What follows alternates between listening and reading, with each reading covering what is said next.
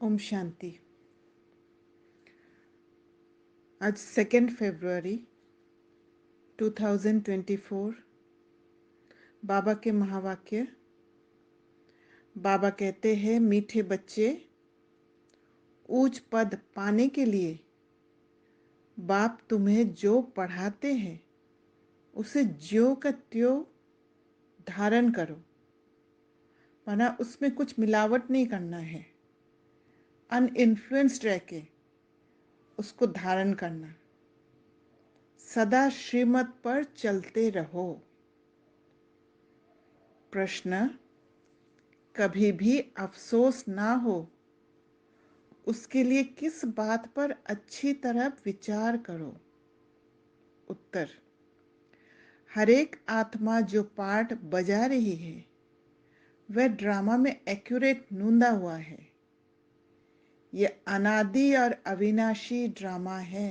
ये अच्छा से बुद्धि में रजिस्टर कर लेना है कि ये बदलने वाला नहीं है, ये अनादि और अविनाशी ड्रामा है। इस बात पर विचार करो तो कभी भी अफसोस नहीं हो सकता। अफसोस उन्हें होता जो ड्रामा के आदि मध्य अंत को रियलाइज नहीं करते हैं। तो रियलाइज करना बहुत ज़रूरी है।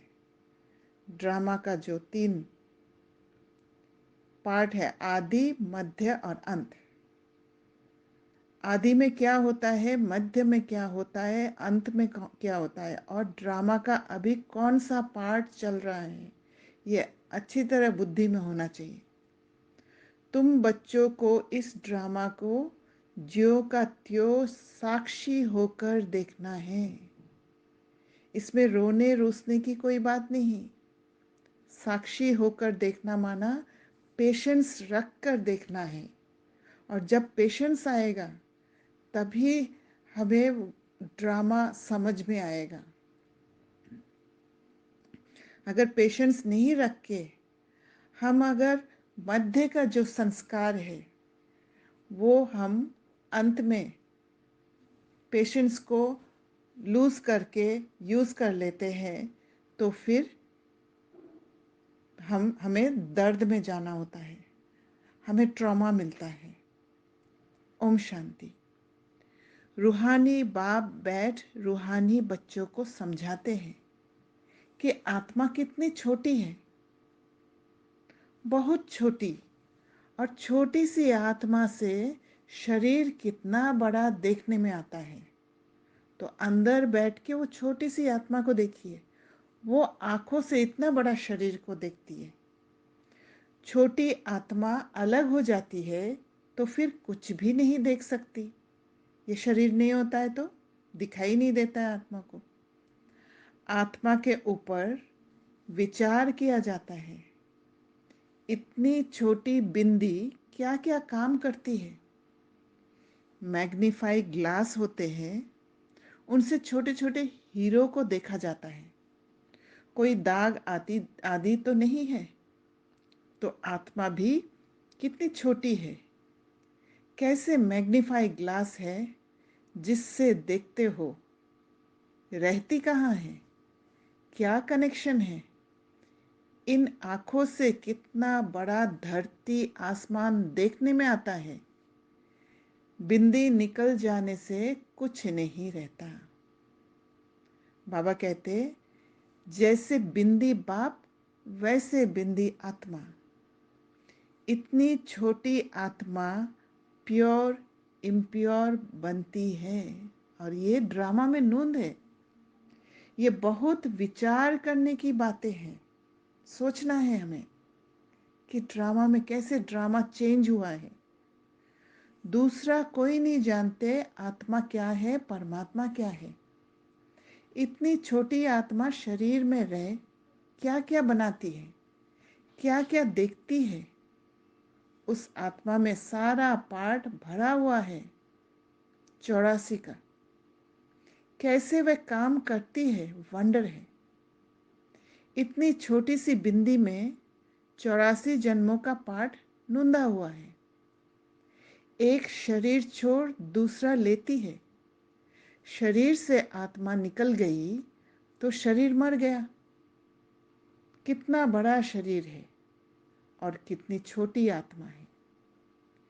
ये भी बाबा ने बहुत बार समझाया है कि मनुष्य को कैसे पता पड़े कि ये सृष्टि का चक्र हर 5,000 वर्ष बाद फिरता है। फलाना मरा, ये कोई नई बात नहीं, पिछले चक्र में भी मरा था। उनकी आत्मा ने ये शरीर छोड़ दूसरा लिया। 5,000 वर्ष पहले भी इस नाम रूप को इसी समय छोड़ा था। आत्मा जानती है हम एक शरीर छोड़ दूसरे में प्रवेश करती हूँ। बाबा कहते अभी तुम शिव जयंती मनाते हो, दिखाते हो 5,000 वर्ष पहले भी शिव जयंती मनाई थी। हर 5,000 वर्ष बाद शिव जयंती जो हीरे तुल्य है मनाते ही आते हैं। ये सही बातें हैं। विचार सागर मंथन करना होता है जो औरों को समझा सके। खुद के अंदर जब ये बात बैठेगा कि हर चीज रिपीट हो रहा है, खुद को जब समझ में आएगा कि ये होना ही था, इसमें अभी फंसना नहीं है मुझे, तब जाके दूसरों को भी समझा पाएंगे। ये त्योहार होते हैं, तुम कहेंगे नई बात नहीं, हिस्ट्री रिपीट होती है जो फिर 5,000 वर्ष बाद जो भी पाठधारी है वह अपना शरीर लेते हैं। एक नाम रूप देश काल छोड़ दूसरा लेते हैं। इस पर विचार सागर मंथन कर ऐसे लिखे जो मनुष्य वंडर खाए। बच्चों से हम पूछते हैं ना, आगे कब मिले हो? इतनी छोटी आत्मा से ही पूछना होता है ना, तुम इस नाम रूप में आगे कब मिले थे?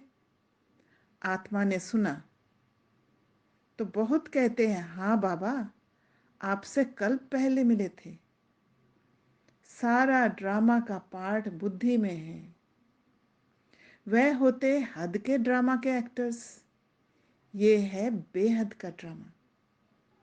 ये ड्रामा बड़ा एक्यूरेट है, इसमें जरा भी फर्क नहीं पड़ सकता। तो ड्रामा का एक एक सीन सतयुग में कैसे होना है, फिर मध्य में कैसे होना है, फिर अंत में कैसे होना है, उस हिसाब से ही होता है, चाहे हम कैसे भी सोच लें। और हम क्या करते हैं, मध्य वाला संस्कार को ले आते हैं, उसी हिसाब से अभी अंत वाला समय को समझ लेते हैं, एज्यूम कर लेते हैं और फिर दुख पाते हैं। अंत वाला जो समय है वो संगम युग का समय है, कल्याणकारी युग है, वो हम भूल जाते हैं। यहाँ बाबा है हमारे साथ और हमें भी सिर्फ बाबा को साथ में रखना है। ये जब बुद्धि में समझ में आए, वो मध्यम वाला संस्कार अभी नहीं आएगा। अब ड्रामा का जो आगे का सीन है वो कल्याणकारी सीन ही होगा। वो पहले जो हमने चोट खाया हुआ है वैसा सीन वापस नहीं आने वाला है, क्योंकि अंत समय है। ये बात हमें समझना है। और अगर हम वो सारे मध्यम वाला अनुभव के हिसाब से अंत को भी हम सोच लेते हैं या प्लान बना लेते हैं, तो फिर वापस हम उस कंफ्यूजन में फंस जाएंगे, उस दुख में फंस जाएंगे। इसीलिए हमारा परसेप्शन को चेंज करना बहुत ज़रूरी है।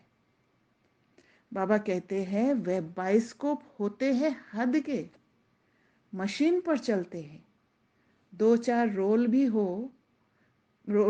भी हो सकते हैं जो फिरते हैं।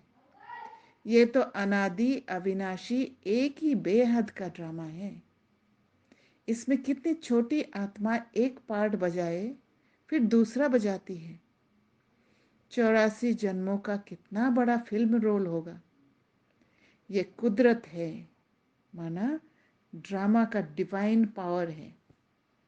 कोई की बुद्धि में बैठेगा है तो रिकॉर्ड मिसल, बड़ा वंडरफुल है। 84 लाख तो हो ना सके, 84 का ही चक्र है। इनकी पहचान कैसे दी जाए? अखबार वालों को भी समझाओ तो डालेंगे, मैगजीन में भी घड़ी घड़ी डाल सकते हैं। हम इस संगम के समय की ही बातें करते हैं। सतयुग में तो ये बातें होगी नहीं, ना कलयुग में होगी। जानवर आदि जो भी कुछ है, सबके लिए कहेंगे फिर 5000 वर्ष के बाद देखेंगे। फर्क नहीं पड़ सकता। ड्रामा में सारी नूंद है। सतयुग में जानवर भी बहुत खूबसूरत होंगे। ये सारी वर्ल्ड की हिस्ट्री ज्योग्राफी रिपीट होगी, जैसे ड्रामा की शूटिंग होती है। मक्खी उड़ी, वह भी निकल गई तो फिर रिपीट होगी। अब हम इन छोटी छोटी बातों का ख्याल तो नहीं करेंगे। पहले तो बाप खुद कहते हैं, हम कल्प कल्प संगम युगे इस भाग्यशाली रथ पर आता हूँ। आत्मा ने कहा, कैसे इसमें आते हैं? इतनी छोटी बिंदी बिंदी है। उनको फिर ज्ञान का सागर कहते हैं। ये बातें तुम बच्चों में भी जो समझू है, जो परसीव कर सकते हैं, वह समझ सकते हैं। हर 5000 वर्ष के बाद मैं आता हूँ। कितनी ये वैल्यूएबल पढ़ाई है। बाप के पास ही एक्यूरेट नॉलेज है जो बच्चों को देते हैं। तुम्हारे से कोई पूछे, तुम झट कहेंगे सतयुग की आयु 1250 वर्ष की है। एक एक जन्म की आयु 150 वर्ष होती है। कितना पाठ बचता है, बुद्धि में सारा चक्र फिरता है। हम 84 जन्म लेते हैं। सारी सृष्टि ऐसे चक्र में फिरती रहती है। ये अनादि अविनाशी बना बनाया ड्रामा है। इसमें नई एडिशन हो नहीं सकती। इसलिए हमें सोचना ही नहीं है आगे क्या होगा, क्या नहीं होगा, क्योंकि हमारे अंदर सारा दर्द भरा हुआ है और उस दर्द से ही हम देखते हैं सारे सीन्स को, और अनुमान लगा के हम उसमें फंस जाते हैं। गायन भी है, चिंता ताकि कीजिए जो अनहोनी हुए। वो तो संगम युग है, ड्रामा का अंत का पार्ट चल रहा है। तो यहाँ अनहोनी नहीं होगा। जो कल पहले हुआ था कल्याण, वो कल्याण ही होने वाला है। जो कुछ होता है ड्रामा में नूंद है। जैसे अर्जुन को कृष्ण ने बताया कि अपने ब्लड रिलेशन वाले को मारो, तो क्या हुआ? उसको भी क्या हुआ? उसको भी एंजाइटी हो गया था, पसीना छूट गया था, रोंगटे खड़े हो गए थे। ये होता है, हर एक अर्जुन को होगा, पर उसको क्रॉस करना है। और उसको क्रॉस करने के लिए अर्जुन ने पूरा गीता में कृष्ण को फ्रेंड बना के रखा है। कृष्ण से बात करते रहा, जो भी इच्छा है कृष्ण से शेयर किया। तब धीरे धीरे धीरे धीरे क्या है, उस स्थिति में आया, वो डिटैच स्थिति में आया। तो पुरुषार्थ तो करना ही होगा। पुरुषार्थ नहीं करके बैठ जाने से और बैठ के छुड़ाओ छुड़ाओ कहने से नहीं छूट सकते हैं। तो बाबा कहते साक्षी होकर देखना पड़ता है। ड्रामा में अगला सीन क्या आएगा, उसके लिए हमें वेट करना होता है, पेशेंस रखना होता है। उस नाटक में कोई ऐसा पार्ट होता है तो जो कमजोर दिल वाले होते हैं वो रोने लग पड़ते हैं। है तो नाटक ना, ये रियल है। इसमें हर आत्मा अपना पार्ट बजाती है। ड्रामा कभी बंद नहीं होता। इसमें रोने रूसने की कोई बात नहीं, कोई भी नई बात थोड़ी है। अफसोस उनको होता है जो ड्रामा के आदि मध्य अंत को रियलाइज नहीं करते।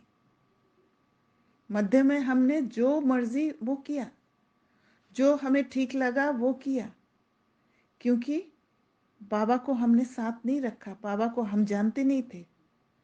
पर अंत में बाबा का ज्ञान मिला, बाबा का साथ मिला, इसलिए हम स्वयं से भी जुड़े थे, स्वयं को छोड़ के बाहर नहीं थे, बाहर नहीं है। जैसे मध्यम में हम स्वयं से दूर हो गए थे, इसलिए अभी वो मौका है कि पुरुषार्थ करके हम जो भी फेस करते हैं, जो भी परिस्थिति आते हैं, उसको जम कर जाए, पर उसमें मेहनत करना पड़ेगा। ये भी तुम जानते हो।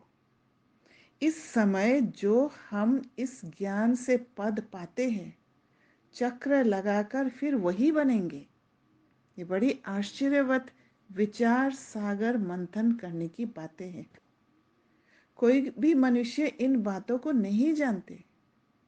ऋषि मुनि भी कहते थे, हम रचता और रचना को नहीं जानते हैं। उनको क्या पता कि रचता इतनी छोटी बिंदी है, वही नई सृष्टि का रचता है। तुम बच्चों को पढ़ाते हैं, ज्ञान का सागर है, ये बातें तुम बच्चे ही समझाते हो। तुम थोड़े ही कहेंगे हम नहीं जानते हैं। तुमको बाप इस समय सब समझाते हैं। तो इस समय का महत्व को समझना है कि कौन हमारे साथ है, कौन सपोर्ट करने वाला हमारे साथ है, जो दुनिया को नहीं मिल रहा है। और तब हिम्मत आएगा। हिम्मत अपने तरफ से ही आगे बढ़ाना होता है।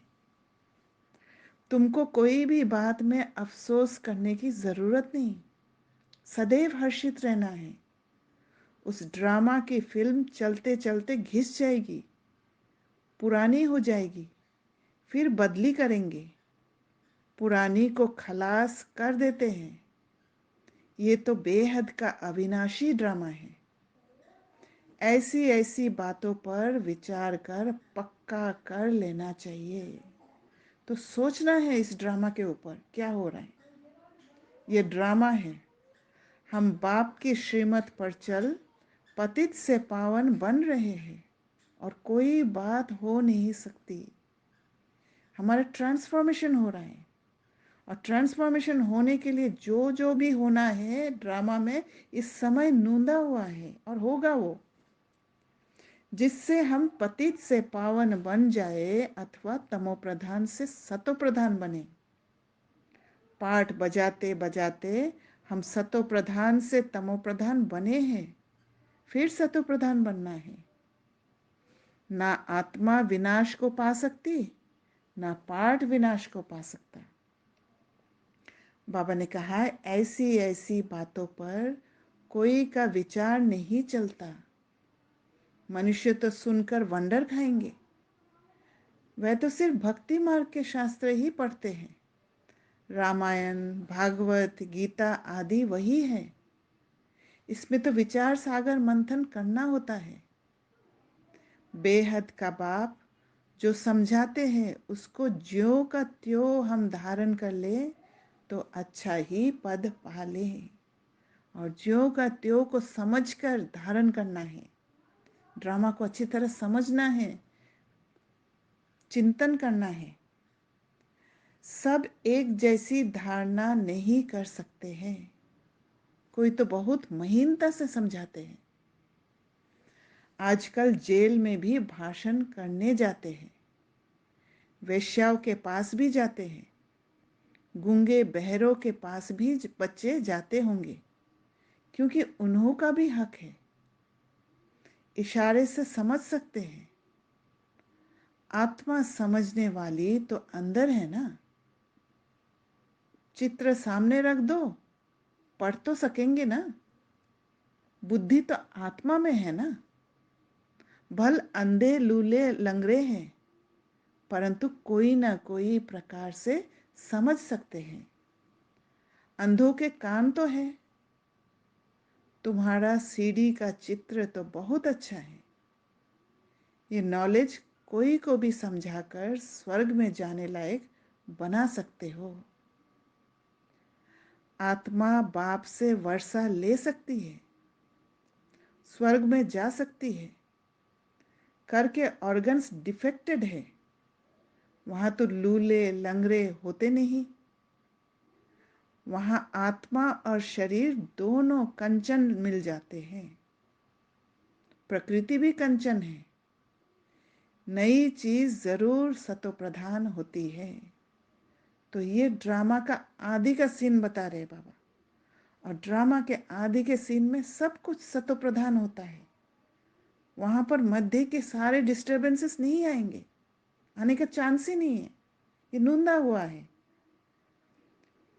ये भी ड्रामा बना हुआ है। एक सेकंड ना मिले दूसरे से, कुछ न कुछ फर्क पड़ता है। ऐसे ड्रामा को ज्यों का त्यों साक्षी होकर देखना है। ये नॉलेज तुमको अब मिलती है, फिर कभी नहीं मिलनी है। आगे ये नॉलेज थोड़ी थी। ये अनादि अविनाशी बना बनाया ड्रामा कहा जाता है। इसको अच्छी रीति समझ और धारण कर किसी को समझाना है। बाबा कहते हैं, तुम ब्राह्मण ही इस ज्ञान को जानते हो। ये तो चौब चीनी ताकत की दवा तुमको मिलती है। तो जब नॉलेज को हम चर्न करते हैं, बाबा से जुड़े रहते हैं, तब ये ताकत की दवा मिलती है। और ताकत की दवा से ही हम आगे बढ़ सकते हैं। अगर दवाई नहीं खाएंगे तो बीमार के बीमार ही पड़े रहेंगे और धीरे धीरे बीमारी बढ़ते जाएगा। अच्छे ते अच्छी चीज की महिमा की जाती है। नई दुनिया कैसे स्थापन होती है, फिर से ये राज्य कैसे होगा, तुम्हारे में भी नंबरवार जानते हैं। बाबा कहते जो जानते हैं वह दूसरों को समझा भी सकते हैं। बहुत खुशी रहती है। किन्हों को तो पाई की भी खुशी नहीं है। सबका अपना अपना पार्ट है। जिनको बुद्धि में बैठता होगा, विचार सागर मंथन करते होंगे, तो दूसरों को भी समझाएंगे। बाबा कहते तुम्हारी ये है पढ़ाई, जिससे तुम ये बनते हो। तुम कोई को भी समझाओ कि तुम आत्मा हो। आत्मा ही परमात्मा को याद करती है। आत्माएं सब ब्रदर्स हैं। और ये सारी चीज तब समझ में आएगा जब मैं स्वयं के साथ जुड़ी रहूंगी, जब मैं खुद आत्मा बनूंगी, जब आत्मा का ज्ञान मेरे में होगा, मुझे रियलाइज होगा। कहावत है गॉड इज वन, बाकी सब मनुष्य में आत्मा है। सब मनुष्य का पारलौकिक बाप एक है। जो पक्के निश्चय बुद्धि होंगे, उनको कोई फिरा नहीं सकता, माया भी नहीं हिला सकती है। तो पक्के निश्चय बुद्धि होने के लिए उस पक्के रास्ता पर चलना होगा। इधर उधर भटक जाएंगे तो फिर बाहर वाले ताकत मिलेगा। और बाहर वाले ताकत जो है वो पक्के रास्ता को कमजोर बना देगा। कच्चे को जल्दी फिरा देंगे। सर्वव्यापी के ज्ञान पर कितनी डिबेट करते हैं, वह भी अपने ज्ञान पर पक्के हैं। हो सकता है हमारे इस ज्ञान का ना हो। उनको देवता धर्म का कैसे कह सकते? आदि सनातन देवी देवता धर्म तो प्रायलोप है। तुम बच्चों को मालूम है, हमारा ही आदि सनातन धर्म पवित्र प्रवृत्ति वाला था, अब तो अपवित्र हो गया है। जो पहले पूज्य थे वही पुजारी बन पड़े हैं। बहुत पॉइंट्स कंठ होगी तो समझाते रहेंगे। बाप तुमको समझाते हैं, तुम फिर औरों को समझाओ। कि ये सृष्टि चक्र कैसे फिरता है। सिवाय तुम्हारे और कोई नहीं जानते, तुम्हारे में भी नंबरवार है। बाबा को भी घड़ी घड़ी पॉइंट्स रिपीट करनी पड़ती है, क्योंकि नए नए आते हैं। शुरू में कैसे स्थापना हुई तुम्हारे से पूछेंगे, फिर तुमको भी रिपीट करना पड़ेगा। तुम बहुत बिजी रहेंगे। चित्रों पर भी तुम समझा सकते हो, परंतु ज्ञान की धारणा सबको एक रस तो नहीं हो सकती है। इसमें ज्ञान चाहिए, याद चाहिए, धारणा बड़ी अच्छी चाहिए। तो इस तमो प्रधानता से सतो प्रधानता में शिफ्ट होने के लिए ये सारे चीज की जरूरत है। सतो प्रधान बनने के लिए बाप को याद जरूर करना है। कई बच्चे तो अपने धंधे में फंसे रहते हैं, कुछ भी पुरुषार्थ ही नहीं करते। ये भी ड्रामा में नूंद है।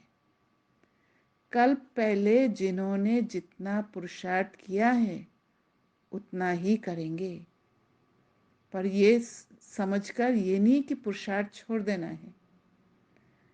पुरुषार्थ करने का कदम बढ़ाना है, पर कल पहले जितना करेंगे उतना ही होगा। पिछाड़ी में तुमको एकदम भाई भाई होकर रहना है। ऐसे नहीं है कि ड्रामा का सीन हम जैसे चाहेंगे वैसे चलेगा। अगर हमारे अंदर अलबेलेपन है तो ऐसे नहीं कि ड्रामा का सीन बदल जाएगा।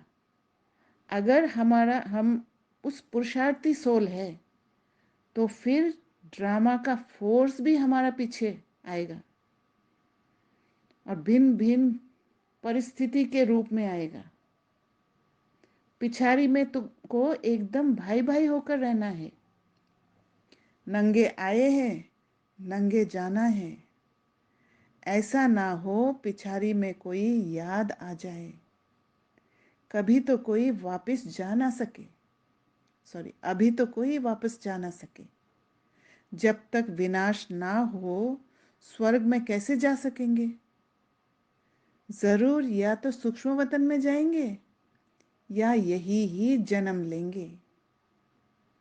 बाकी जो कमी रही होगी उसका पुरुषार्थ करेंगे। वह भी बड़े हो तब समझ सके। ये भी ड्रामा में सारी नूंद है। तो जब हम पुरुषार्थ करते हैं तब हम इमोशनली स्ट्रांग होते हैं, मैच्योर होते हैं, और जैसे इमोशंस आते हैं तो हम बहुत आसानी से क्रॉस कर लेते हैं। एंजाइटी होता है, डिप्रेशन होता है, हर एक आत्मा को होते हैं, क्योंकि हर एक आत्मा दर्द से गुजरे हुए हैं। पर उसको पार कैसे करना है। कभी कभी दवाई भी लेना पड़ता है, पर दवाई से वो उससे पार नहीं कर सकते। दवाई सिर्फ हेल्प कर सकती है, साथ में हमें पुरुषार्थ भी करना होगा। तुम्हारी एक रस अवस्था तो पिछाड़ी में ही होगी। ऐसे नहीं लिखने से सब याद हो सकता है। फिर लाइब्रेरीज आदि में इतनी किताबें क्यों होती है। डॉक्टर वकील लोग बहुत किताबें रखते हैं, स्टडी करते रहते हैं। वह मनुष्य मनुष्य के वकील बनते हैं। तुम आत्माओं के वकील बनती हो। आत्माएं आत्माओं को पढ़ाती है। वह है जिस्मानी पढ़ाई, ये है रूहानी पढ़ाई। इस रूहानी पढ़ाई से फिर 21 जन्म कभी भूल चूक नहीं होगी। माया के राज्य में बहुत भूल चूक होती रहती है, जिस कारण से सहन करना पड़ता है, दर्द सहन करना पड़ता है। जो पूरा नहीं पढ़ेंगे, कर्मातीत अवस्था को नहीं पाएंगे, तो सहन करना ही पड़ेगा। फिर पद भी कम हो जाएगा। विचार सागर मंथन कर औरों को सुनाते रहेंगे, तब चिंतन चलेगा। बाबा कहते बच्चे जानते हैं कल पहले भी ऐसे बाप आया था जिसकी शिव जयंती मनाई जाती है। लड़ाई आदि की तो कोई बात नहीं, वह सब है शास्त्रों की बातें। ये पढ़ाई है। आमदनी में खुशी होती है। जिनको लाख होते हैं उनको जास्ती खुशी होती है। कोई लखपति भी होते हैं, कोई कखपति भी होते हैं, अर्थात थोड़े पैसे वाले भी होते हैं। तो जिसके पास जितने ज्ञान रतन होंगे उतनी खुशी भी होगी, उतनी स्थूल धन भी आएगा। अच्छा, मीठे मीठे सिकिले दे बच्चों प्रति माता पिता बाप दादा का याद प्यार और गुड मॉर्निंग। रूहानी बाप की रूहानी बच्चों को नमस्ते। हम रूहानी बच्चों की रूहानी बाप दादा को याद प्यार, गुड मॉर्निंग और नमस्ते। धारणा के लिए मुख्य सार। पहला पॉइंट, विचार सागर मंथन कर स्वयं को ज्ञान रत्नों से भरपूर करना है और तभी हम स्वयं के साथ जुड़े रह पाएंगे। ड्रामा के राज को अच्छी रीति समझकर दूसरों को समझाना है। किसी भी बात में अफसोस ना कर सदा हर्षित रहना है। गलती होते हैं सबसे, पर गलती को समझकर हिम्मत का कदम रखकर उसको पार करना है, न कि उसमें फंसे रहना है। अपनी अवस्था बहुत काल से एक रस बनानी है ताकि पिछाड़ी में एक बाप के सिवाय दूसरा कोई भी याद ना आए। तो बाप के सारे चीज़ों को यूज करेंगे तभी ना ये स्थिति आएगा। अभ्यास करना है, हम भाई भाई हैं, अभी वापस जाते हैं। वरदान, अलबेलेपन की लहर को विदाई दे सदा उमंग उत्साह में रहने वाली समझदार आत्मा भव।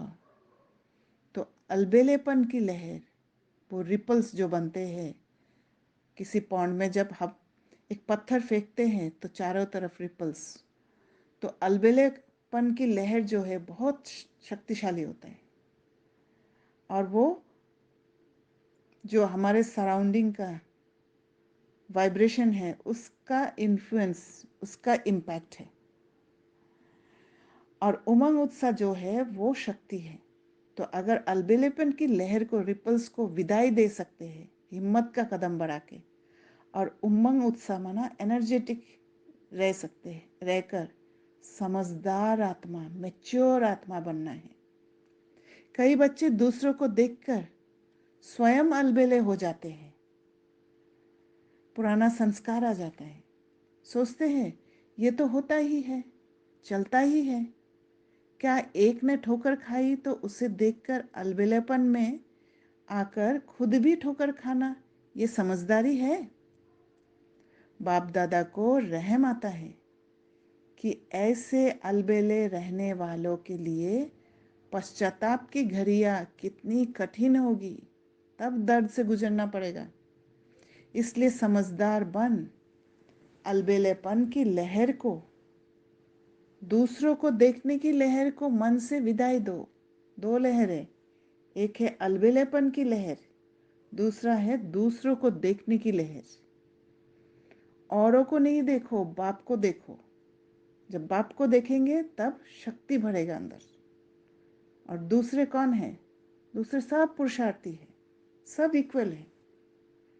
और लहर को, दूसरों को देखने की लहर को मन से विदाई दो। जब दूसरों के देखने की लहर आती है तो क्या क्या पैदा होता है? कन्फ्यूजन पैदा होता है, टाइम वेस्ट होता है, एज्यूम करने लग जाते हैं कि अब शायद अगला सीन ऐसे होगा, ऐसे हो गया तो क्या करूँगी, ये सारा कुछ अंदर में आता है। मिसअंडरस्टैंडिंग होता है, स्टेबिलिटी खत्म हो जाता है, सारे शक्तियाँ घट जाती है। तो औरों को नहीं देखो, बाप को देखो। स्लोगन, वारिस क्वालिटी तैयार करो, तब प्रत्यक्षता का नगारा बजेगा। तो आज जो बाबा ड्रामा का नॉलेज दिया हमें, ड्रामा हर एक युग के हिसाब से ही सीन्स चल रहे हैं, और ड्रामा का नॉलेज हमें बैलेंस्ड करते हैं, न्यूट्रल स्टेट में लाते हैं। हमारे जितने भी इमोशंस बने थे, दर्द हमारे अंदर जो बैठा हुआ है, फियर बैठा हुआ है, एंजाइटी है, ये सारी चीज़ मध्यम में हमने डेवलप किया है, और वो सारा ड्रामा का नॉलेज ख़त्म कर देता है। तब हम अपना रोल पर और एक्टिंग पर फोकस कर पाते हैं। अच्छा, ओम शांति।